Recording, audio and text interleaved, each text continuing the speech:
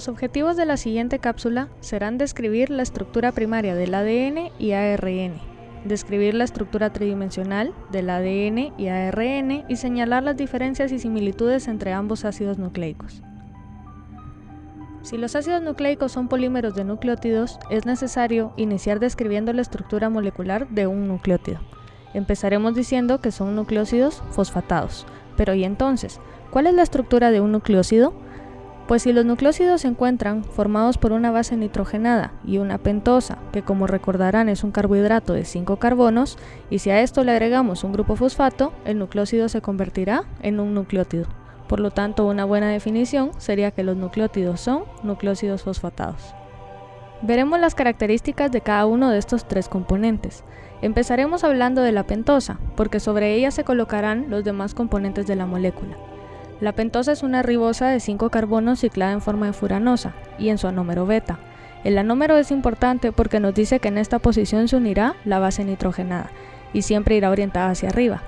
Los carbonos de la pentosa se enumeran agregándole el signo prima, ya que este es el que permite diferenciar el número de carbonos de la base nitrogenada de los del azúcar. Se dice que el azúcar que posea el ácido nucleico es quien define su identidad. Existen dos tipos de nucleótidos según la pentosa que posean. Si recordarán, los carbohidratos son polialcoholes, quiere decir que cada carbono posee un grupo OH unido. Si ese hidroxilo se pierde de algún carbono, que generalmente es el carbono 2, se produce un desoxiazúcar.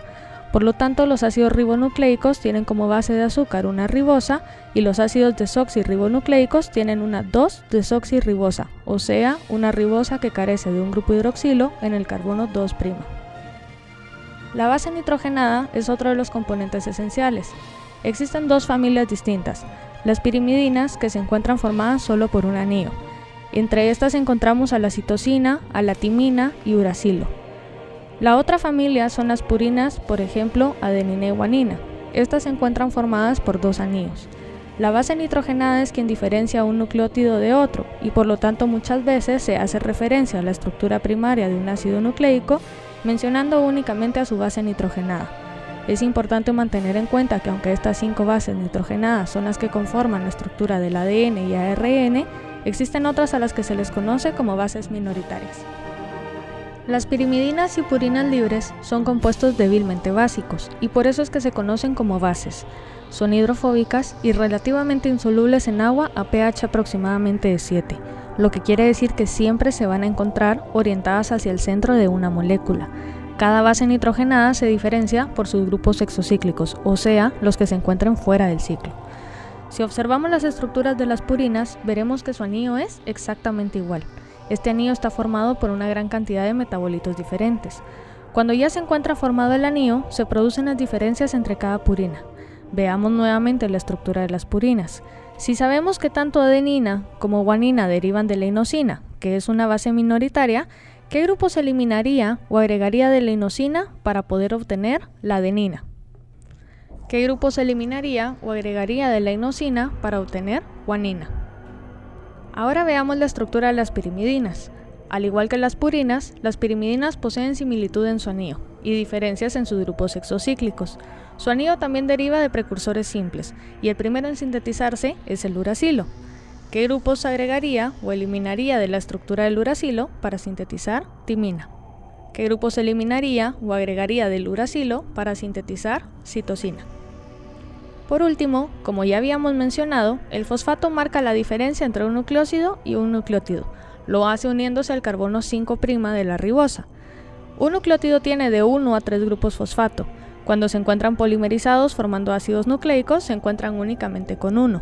Sin embargo, como se discutirá más adelante, para la síntesis de un polímero se utilizan enzimas polimerasas que utilizan la forma trifosfatada como sustrato, liberando un pirofosfato por cada nucleótido agregado. Luego de ver cada uno de los componentes de los nucleótidos, señalaremos aspectos importantes sobre cada uno de los carbonos de la ribosa. Al carbono 1' se le une la base nitrogenada. El carbono 2' hace la diferencia entre ADN y ARN. Y el carbono 5' es al que se le une el grupo fosfato. Al momento de polimerizar, el nucleótido siguiente se unirá al OH del carbono 3', formando un enlace fosfodiéster. A este último nucleótido le quedará un extremo OH3' libre, al que se le unirá el siguiente, y así sucesivamente. Esto resulta en una dirección de polimerización de 5' a 3'. Hasta acá, podríamos decir que la única diferencia existente hasta el momento entre ADN y ARN es el carbono 2' de la ribosa y la presencia de timina en ADN y de uracilo en ARN. Sin embargo, estas diferencias son únicamente a nivel de estructura primaria. Ahora veremos la estructura secundaria, que es la que se genera con las interacciones de átomos vecinos y por lo tanto esta es la base de la estructura tridimensional. El ADN y ARN poseen estructuras tridimensionales diferentes. Empezaremos por describir la estructura del ADN. A inicios de 1950, Rosalind Franklin obtiene la fotografía 51. Esta fotografía a partir de cristalografía de rayos X permite observar la organización tridimensional de toda la molécula del ADN. En esa época, Erwin Chargaff determinó la cantidad de bases relativas en diversas muestras y observó su relación determinando que la composición de bases era constante para una especie. A partir de ello propuso 4 reglas que ahora se conocen como las reglas de Chargaff. La regla número 1 nos dice que la composición de bases en el ADN varía de una especie a otra. La regla número 2 nos dice que la composición de bases de ADN de diferentes tejidos de la misma especie son similares. La regla número 3 nos dice que la composición de bases de ADN determinada por especie no varía ni con edad, estado nutricional o variaciones ambientales. Y la cuarta y última regla nos dice que en todo ADN, independiente de la especie, el número de residuos de adenina es igual al de timina y el número de residuos de guanina es igual al de citosina, pero que la cantidad de adenina más timina no es igual a la cantidad de guanina más citosina. Años más adelante, los patrones de enlaces de hidrógeno más frecuentes fueron definidos por Watson y Crick, determinando que las uniones entre adenina y timina formaban 2 puentes de hidrógeno y que las uniones entre citosina y guanina formaban 3 puentes de hidrógeno. Es importante resaltar que no son los únicos grupos que pueden formar puentes de hidrógeno, sin embargo son los únicos que se forman por la rotación de la molécula. En algunas ocasiones esta rotación puede variar creando otro tipo de apareamientos que se verán más adelante en el curso. En 1953, Watson y Crick propusieron un modelo que recopiló todos los datos conocidos sobre la molécula hasta ese momento. Según este modelo, el ADN consiste en 2 cadenas helicoidales complementarias con apareamiento de bases, enrolladas alrededor del mismo eje formando una doble hélice dextrógira, con 10.5 pares de bases por vuelta. Los esqueletos hidrofílicos, que serían los esqueletos de fosfoazúcar, se encuentran orientados hacia afuera, y las bases nitrogenadas al centro. Recordemos que son hidrofóbicas. Los grupos fosfatos se encuentran desprotonados a pH fisiológico, lo que le confiere una gran carga negativa a toda la molécula, y el enrollamiento con el ángulo característico de unión entre las bases complementarias genera un surco menor y un surco mayor. Este último genera mayor área superficial, favoreciendo el acceso a una gran diversidad de proteínas y enzimas. La orientación de las cadenas es antiparalela, o sea que una hebra tiene orientación 5' a 3' y la hebra complementaria tiene una orientación de 3' a 5'. Las interacciones débiles como los puentes de hidrógeno entre las bases complementarias y las fuerzas de apilamiento por Van der Waals debido a la cercanía de los átomos le brindan gran estabilidad a toda la molécula. La rotura de los enlaces de hidrógeno entre las pares de bases provoca el desenrollamiento de la doble hélice dando lugar a 2 hebras sencillas. Esto se conoce como desnaturalización. Existen 2 tipos, la desnaturalización completa y la desnaturalización parcial. Las hebras luego de separadas tienen la capacidad de volverse a unir. A esto se le conoce como renaturalización. Si las dos hebras están completamente separadas, la renaturalización se produce en 2 pasos.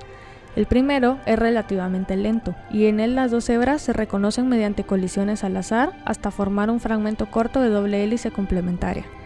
El segundo paso es mucho más rápido. Las bases no apareadas restantes entran en registro y se aparean sucesivamente como en una cremallera para formar la doble hélice.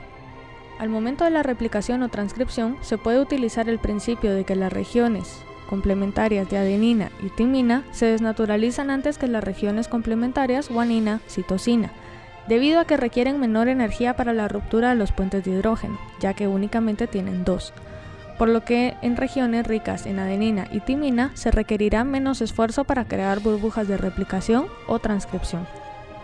Esa desnaturalización también puede utilizarse para la creación de dúplex híbridos, de 2 especies distintas y evaluar herencia evolutiva, o puede utilizarse para buscar regiones de reconocimiento específicas de una enfermedad o identificación de sujetos, entre otro montón de aplicaciones más. Más adelante se verán algunas aplicaciones de la manipulación del ADN y cómo puede utilizarse para diagnóstico. El ADN es una molécula extraordinariamente flexible, por lo que no es raro encontrar variaciones estructurales. Estas no generan efectos sobre las propiedades fundamentales, o sea que la información contenida en él no cambiará, únicamente su plegamiento tridimensional. Existen 3 formas más comunes de estructura tridimensional. La forma B, que es la forma más estable en condiciones fisiológicas y la que fue descrita por Watson y Crick. La forma A, que es la que predomina en disoluciones pobres en agua. Es una doble hélice dextrógira más gruesa y más pequeña. Posee 11 pares de bases por vuelta. La forma Z adopta un plegamiento en zigzag y es una hélice levógira, delgada y alargada, de 12 pares de bases por vuelta. Ahora hablaremos de la estructura tridimensional del ARN. Por lo general es una molécula lineal. Sin embargo, en algunas ocasiones puede formar estructuras de doble hebra, pero no existe una apariencia secundaria regular y simple. Por lo tanto, se van a formar estructuras complejas y únicas. Los apareamientos serán relativamente al azar según el posicionamiento de las bases complementarias. Como la estructura es más compleja y no es una complementariedad específica, es frecuente encontrar algunas protuberancias, bucles u horquillas.